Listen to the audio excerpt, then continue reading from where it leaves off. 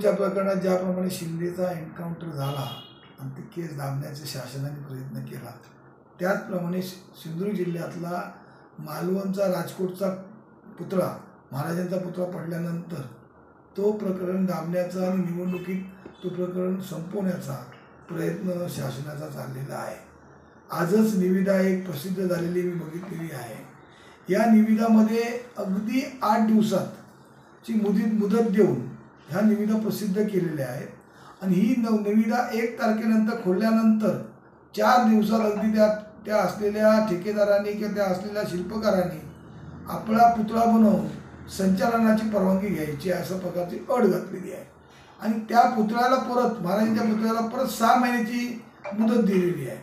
याचा अर्थ निवडणुकीत फक्त हे दाखवण्याचा प्रयत्न झालेला आहे.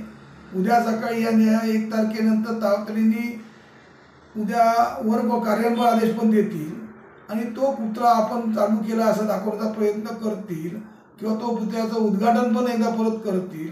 पण खऱ्या अर्थाने महाराजांचा पुतळा पडला त्यासाठी शासनाने नेमलेली समितीचा अहवाल अद्याप कुठे प्रसिद्ध झालेला नाही.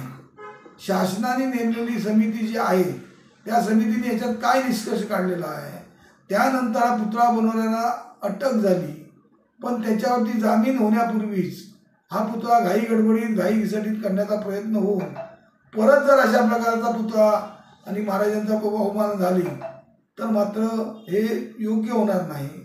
जर या मुख्य अभियंत्यांनी याच्या अधिकारातल्या असलेली ही निविदा एक जिल्ह्यातले 2, एक ब वर्ग एक क वर्ग पेपर आणि एक मुंबईतला इंग्रजी पेपर सर्वसाधारण निविदासारखी, म्हणजे ह्या असलेल्या प्रशासनाला कोणत्याही प्रकारची लाज शरम नाही.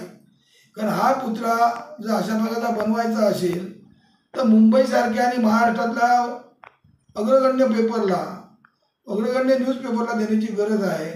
पण ते न करता एखादा मुंबईचा कोणतातरी पेपर घेऊन छोटीशी जाहिरात देऊन ते प्रसिद्ध करायचं.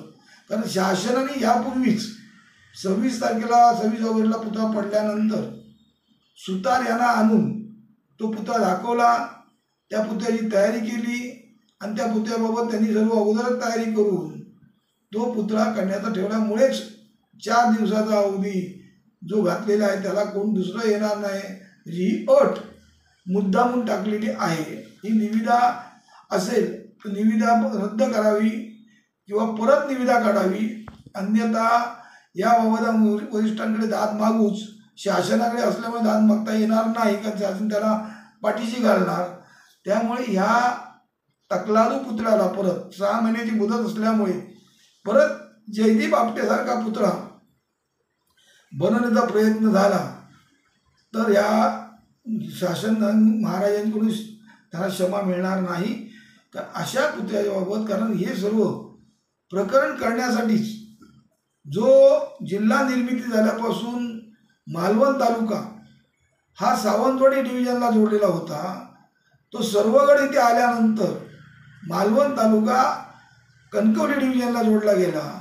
ह्यामध्येच खऱ्या अर्थाने काळवेर आहे, ह्यामध्येच खऱ्या अर्थाने हे केलेल्या तशाच प्रकारचा 13.5 कोटीचा चुराडा मागच्या नौसेना दिनाच्या निमित्ताने झाला.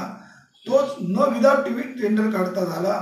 तशाच प्रकारचे करण्याचा प्रयत्न चाललेला आहे आणि अशा प्रकारची अनियमितता करणारे जे दोषी अधिकारी आहेत ते दोषी अधिकारी परत तिकीट हे अशा प्रकारची निविदा काढतायत, याचा आम्ही निषेध करतो.